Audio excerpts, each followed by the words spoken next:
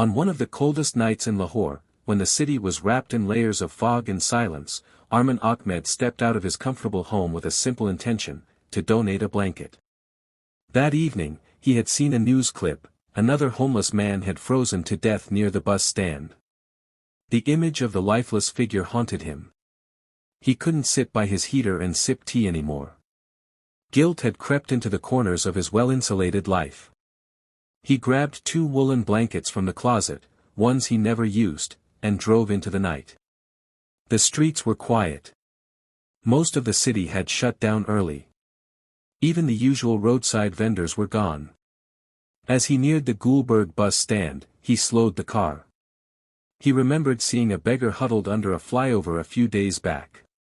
That image had stayed with him: thin frame, covered in cardboard, sleeping on cold stone. Arman parked near the sidewalk, grabbed the blanket, and walked toward the area under the flyover. There, next to a broken concrete pillar, he saw the familiar figure. The man was lying curled up, his feet bare, the soles cracked and bruised from the winter bite.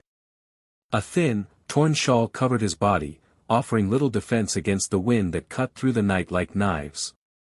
Arman's footsteps were quiet as he approached. "Bhai Sahab, excuse me," he said softly. There was no response. He bent down and carefully laid the blanket over the man's body. Still no movement. Worried now, he touched the man's shoulder gently. Nothing. He leaned closer and placed 2 fingers on his wrist. There was no pulse. The man was cold, not just from the night, but from death. Panic fluttered in Arman's chest.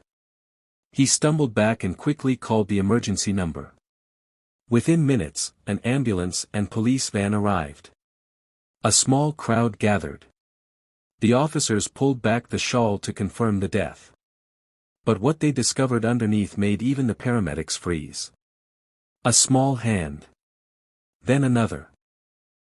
2 children were curled up beside the man, a girl and a boy, silent, trembling, eyes wide open but vacant.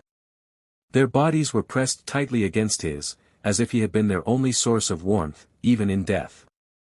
The boy looked around 8 years old. The girl, no more than 5. Neither cried. Neither spoke. They just sat there, like ghosts of a forgotten world. Arman stood frozen as the medics wrapped the children in emergency blankets. The girl looked up at him, her eyes hollow, too exhausted to beg, too numb to react. That single gaze shattered something deep inside him. It would not let him sleep for many nights to come. At the police station, officers asked standard questions. The man's ID identified him as Salamat. Known by the area locals as a harmless, quiet beggar. No records of family. No complaints. The children had no documents, no names on paper. They hadn't said a word. Arman stayed. Hours passed. The children didn't eat, didn't sleep. The girl kept staring at the ceiling. The boy kept glancing at the door, as if waiting for someone to return. Arman couldn't take it anymore. "Can I take them home for the night?" he asked the officer. The man raised an eyebrow.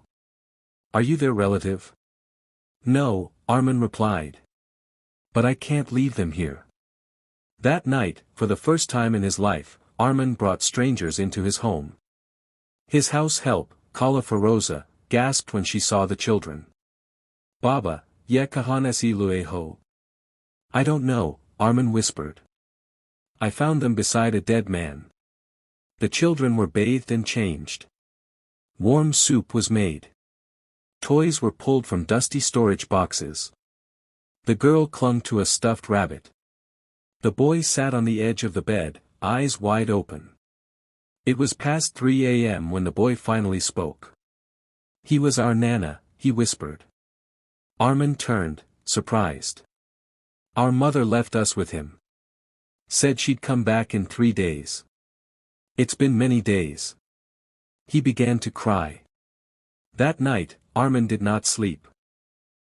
In the morning, he began calling orphanages, shelters, welfare organizations. Most were full. Some required paperwork. All said the same thing: without proof, they couldn't take them.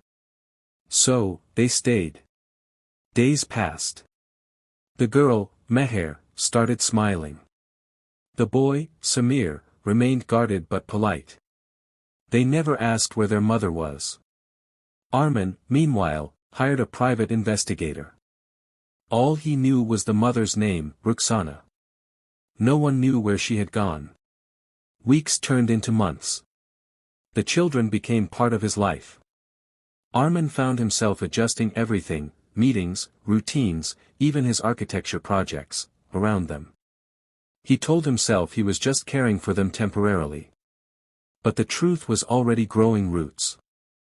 The day Meher fell sick and called out, "Baba," in her fever, he broke. He didn't correct her. He didn't say, "I'm not your father." He simply held her close and whispered, "I'm here." His friends questioned his sanity. His fiancée left him. His family criticized his decisions. But Armin didn't care. He was no longer the man who ignored the cold. 3 years later, he was their everything. Samir had grown taller, sharper. Meher was bright, playful, and artistic.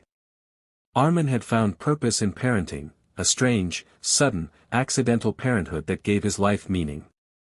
The search for Ruxana never stopped. Until one rainy afternoon, as he stood near Meher's school gate, a woman approached him. Thin, frail, wearing a green dupatta. She looked at him and said softly, "Those children, are they yours?" He turned, shocked. Her face was older, worn by grief. "I'm Ruxana," she said, her voice trembling. "Their mother." They met at a quiet cafe. She told him her story. Her abusive husband. Her escape. Her poverty. She left the kids with her father and went looking for work. She got sick, collapsed on a roadside, lost her memory for weeks. By the time she recovered, the world had changed. "I looked for them," she said, tears falling. "But no one knew where they were. I thought they died." She begged to see them. He agreed. Samir and Meher met her in a small park. It was awkward. Meher ran to her. Samir stayed distant. After an hour, Ruxana asked Armin, "Can I take them back?" Before he could answer, Samir said firmly, "No. I don't hate you, Ami. But I belong with Baba now." He stayed. "You didn't." Ruxana cried silently. "I just wanted to know they were safe." She kissed their foreheads and walked away. 6 months later, Armin officially adopted them. The legal process was long and grueling. Papers. Investigations.